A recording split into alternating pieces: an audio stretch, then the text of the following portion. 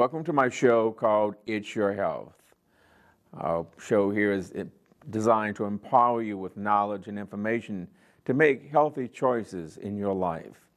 My topic tonight is on a compound called CoQ10. And CoQ10, this compound is found in the mitochondria of all cells in the body. It's produced in our body. Now the mitochondria, what is that? Well, it's a cell organelle. It's a component within the cell that is the factory, the powerhouse, so to speak, that generates our energy supply.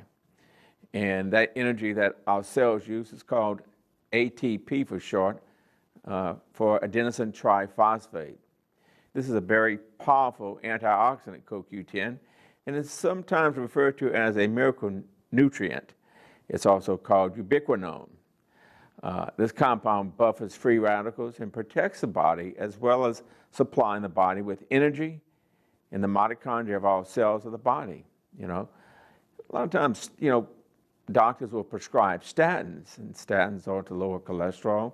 These are patients with high cholesterol, and they work by blocking an enzyme in the liver that is needed for the production of cholesterol, but this enzyme also is needed for the production of CoQ10. The reduction of cellular cholesterol production is the strategy for reducing cardiovascular disease and cardiovascular risk by lowering cholesterol levels with the enzyme HMG-CoA reductase inhibitors. This is what a statin is. We call these drugs statin, or the class of drugs that affect this enzyme, HMG-CoA reductase, as statins. They're commonly prescribed for cholesterol-lowering treatments. This class of drug, the statin, inhibit the activity of this enzyme, HMG-CoA reductase, which is a key regulatory step in cholesterol synthesis and production. Since cholesterol levels in cells are tightly controlled, cholesterol is very important in many cellular functions. We need it to make hormones, for instance.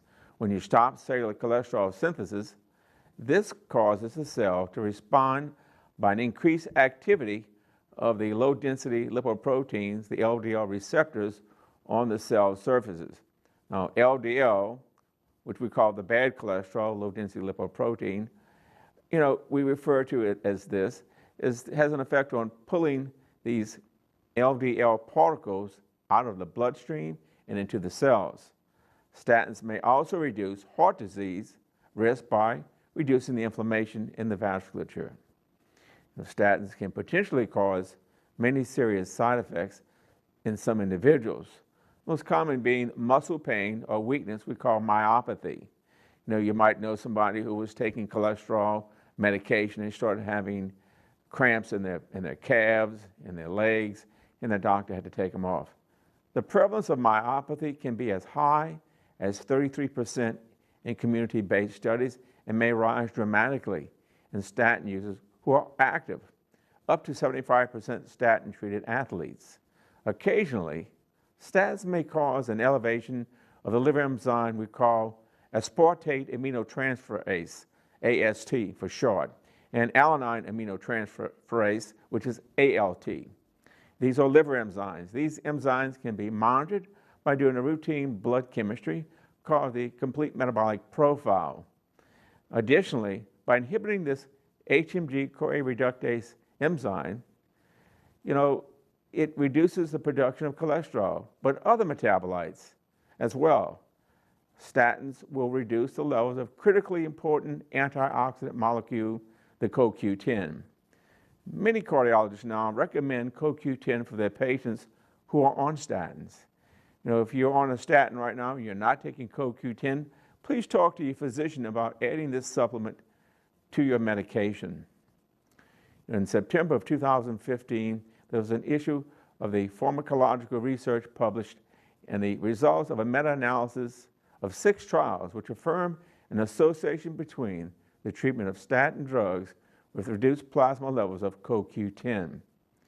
CoQ10 enzyme is involved in the production of energy in the mitochondria, as I mentioned, and it's also found in all the cells. While best known for its cardiovascular benefits, growing evidence has linked CoQ10 protective ability to other areas, including the brain and nervous system. For the analysis, this was done through the University of LUS in Poland, was selected 6 placebo-controlled trials that investigated the impact of atorvastatin, pravastatin, and rosuvastatin, and simvastatin on the serum plasma CoQ10 levels. Pooled analysis of the data uncovered an average reduction of 0.44 micromoles per liter of CoQ10 following the treatment with statin therapy. The analysis according to the type of drug determined that the reduction of CoQ10 was significant for all 4 statin examined. The lipophilic statins, which include atorvastatin and simvastatin, and the hydrophilic statins include the pravastatin, which are not associated significantly with different effects, and effects were significant for trials of more or less than 12 weeks of duration. This is an important fact. To our knowledge, this meta-analysis is the first to assess the effect of statins on lowering plasma CoQ10 concentrations.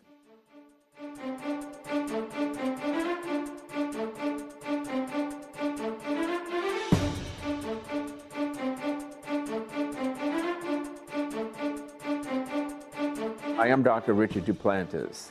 You're watching Cox Cable Channel 16 on AOC. I want to thank you for watching my show today, It's Your Health. And I had many requests for previous episodes, so this is where you can find them. If you go to the internet, to YouTube, and scroll in the search for It's Your Health AOC, you'll find many of my previous episodes over the past year of this show. We're in the summer months right now, and many people are exercising out in the sun.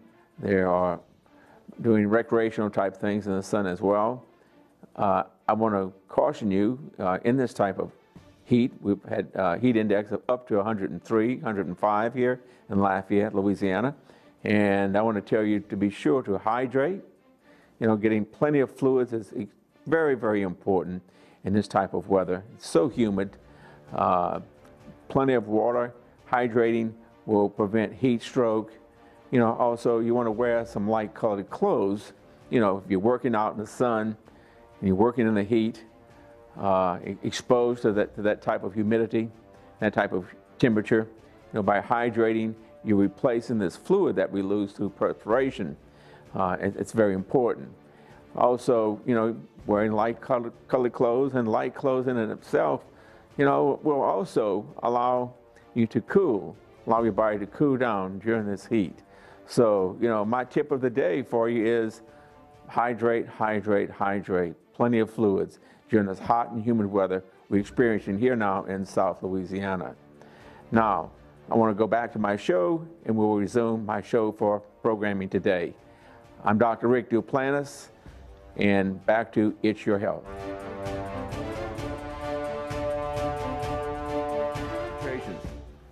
The biological consequence of the statin-induced CoQ10 depletion may include an increased production of free radicals with consecutive damage of the mitochondrial DNA and a decrease in the mitochondrial oxidative phosphorylation capacity, which leads to mitochondrial dysfunction and the dysfunction or injury of the skeletal muscles. This also can cause a defect in the cell division and also cell death, which increases the tendency to malignancy when you have DNA damage. They added that CoQ10 depletion is associated with greater oxidative stress or inflammation, has been reported in the elderly and in patients with arterial hypertension, diabetes, periodontal disease, depression, chronic fatigue syndrome, and Parkinson's disease. It has been suggested as a factor in fibromyalgia even. CoQ10 is a very important compound. We need it. This meta-analysis study showed a significant reduction in the plasma CoQ10 concentrations following the treatment with statins. To conclude, further well-designed trials are required to confirm findings and elucidate the clinical relevance of this study.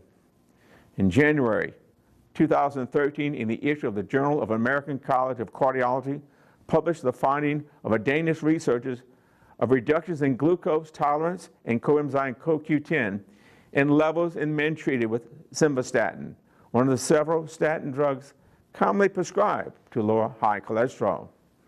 You know, while these drugs are a benefit to millions of people at risk for cardiovascular events or cardiovascular disease, their effect on this CoQ10 enzyme is important. An important mitochondrial cofactor. It has not been well publicized in the mainstream medical media, however. Mitochondria are the cell's energy-producing organelles, as we mentioned early on. In their introduction of this article, you know, it was stated that healthy aging and its associated remark that although statin drugs have a positive effect on the heart muscle via the increase in the antioxidant capacity and reduction of reactive oxygen species production, there is an adverse effect on skeletal muscles. It has been reported. Statins associated with muscle pain has been reported in approximately 10% of sedentary patients and up to 75% in athletes. However, the increase of myopathy in clinical trials of this drug has been much lower, presumably due to a discrepancy in the definition of what is myopathy in the study. A well-known side effect of statin therapy is muscle pain. You know, up to 75% of physically active people undergoing treatment for high cholesterol experience muscle pain. This may keep people away from either taking their medication or either from exercising, both of which very bad choices. You know, the current study included 10 men treated with a high cholesterol with simvastatin for at least 1 year and 10 healthy control subjects. The participants underwent oral glucose tolerance tests. They underwent muscle biopsies, and they had blood testing for numerous factors. 4 men in the simvastatin group reported muscle pain, compared to none in the controls. Among the simvastatin-treated subjects, glucose levels were significantly higher during the 2-hour oral glucose tolerance testing in comparison with untreated men. When the tissue biopsy results were compared, CoQ10, the antioxidant enzymes catalase and manganase, superoxide dismutase, and glutathione peroxidase were lower in those tested with the drug. The present study, to our knowledge, is the first to demonstrate the deleterious effects on glucose tolerance in simvastatin-treated patients. Furthermore, a decrease is found in CoQ10 protein content in the skeletal muscles. This is accompanied by a limitation in the maximal oxidative phosphorylation capacity to generate energy in the patients treated with simvastatin. It suggests that these observations may be part of the explanation of the most common side effects of statin treatment, muscle pain and muscle weakness as well. In low plasma CoQ10 predicts mortality in heart failure patients. In a journal of the American College of Cardiology in October of 2008, it was featured a study from New Zealand, which found that coenzyme CoQ10 levels are an independent predictor of survival in chronic heart failure patients. You know, coenzyme Q10 is a compound that occurs in all cells, which is needed for the production of energy, as we stated. Studies have shown that depleted CoQ10 levels could worsen chronic heart failure, actually. Studies have shown that depleted CoQ10 levels could worsen chronic heart failure. You know, the current study evaluated 236 heart failure patients with a median age of 77 years of age upon admission to Christchurch Hospital. Blood plasma samples were analyzed for coenzyme Q10, cholesterol, and other factors as well. The participants were followed for a period of up to 5.7 years, during which 76 deaths occurred. The median range of plasma CoQ10 among the study's participants was 0.68 micromoles per liter. A 12-month follow-up that the 29 non-survivors were found to have lower plasma levels of CoQ10 compared with the 205 survivors. Over the entire follow-up period, 39% of the participants who had CoQ10 levels lower than 0.73 micromoles per liter died, compared with 22% of those levels were higher. The multivariable analysis determined that higher plasma CoQ10 levels, whether above the median level or greater than 0.73 micromoles per liter, were an independent predictor of survival in these patients. Statin drugs are known to lower coenzyme CoQ10 levels, yet their use has been associated with reduced risk of death in heart failure patients. Although participants with higher CoQ10 levels were less likely to be using statin drugs, statin therapy was not found to be independently associated with mortality. Nevertheless, the authors suggested that the failure of the recent trial of rosuvastatin to elicit reduction in major vascular events in heart failure patients could be due to reduction in the CoQ10, which offset the beneficial effects of the statin drugs. We're talking about congestive heart failure, CHF. It occurs when the heart cannot pump efficiently enough to meet the body's demands with freshly oxygenated blood. It affects about 5 million people in the United States per year. Within 5 years, medical experts predict that about half of these patients will have died of their condition, the American Heart Association 2004. Hoping for prolonged survival, patients with CHF are typically treated with an array of very powerful medications that have been shown to increase survival, often at a very high cost. The conventional drugs used to treat CHF have significant adverse effects, and in many cases, implantation of a life-saving medical device may be necessary, or a heart transplant even may be necessary to save their lives. Studies have shown that nutrients and supplements can strengthen the heart muscle with fewer side effects than some of these powerful pharmaceuticals often used to treat this condition. CoQ10 is one of these very powerful compounds. The goal with nutrients and supplements is the same as with conventional medication. It's to slow the gradual enlargement and weakening of the heart due to congestive heart failure. This process, which occurs in all forms of CHF, which is congestive heart failure, is called cardiac remodeling. Cardiac remodeling is thickening of the left ventricular wall as a result of the increased stress placed upon the heart. The heart becomes larger but not more efficient in congestive heart failure. The heart gradually changes its shape, a condition we call cardiomegaly. It becomes larger and the heart tissue actually becomes thinner. Cardiac remodeling is the driving force behind the reduced quality of life experienced by patients with congestive heart failure.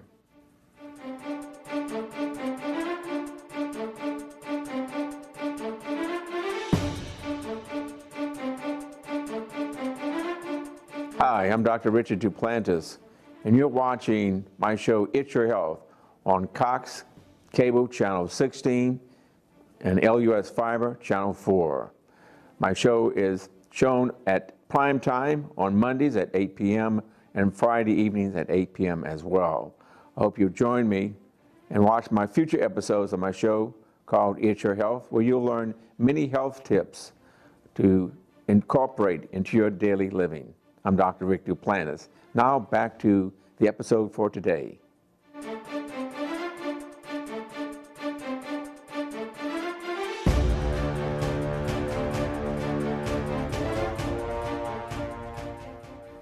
By reinforcing the heart's function, it may be possible to slow cardiac remodeling. In this regard, CoQ10 has been studied since the middle of the 1960s and present in high quantities throughout the heart muscle. CoQ10 has many very beneficial effects, including energy production as a powerful antioxidant and stabilizing the heart's membranes. I think that CoQ10 is a very important compound. It yields many great health benefits, such as greater energy, production in all cells of the body, especially the heart. It is a very powerful antioxidant which protects us from these chemical we call free radical damage in our body, and it acts as a buffer in these situations.